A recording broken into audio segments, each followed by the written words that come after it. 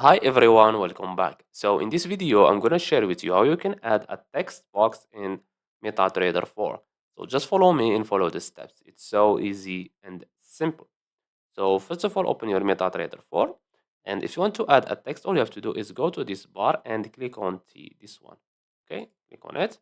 And you can add your text wherever you want. So let's say, for example, here we have here name. You can choose the name you want, okay, for the text. And here we have the description.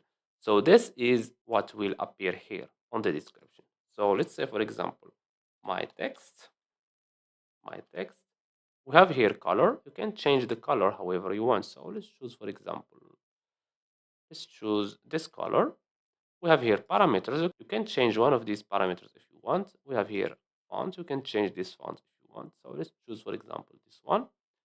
And after you finish, just click on OK. As you can see, this is our text. If you want to change its place, just click on it like this and move it wherever you want.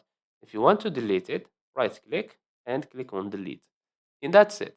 So I hope you found this video helpful. Don't forget to give us a like and subscribe. Thanks for watching. See you on the next one.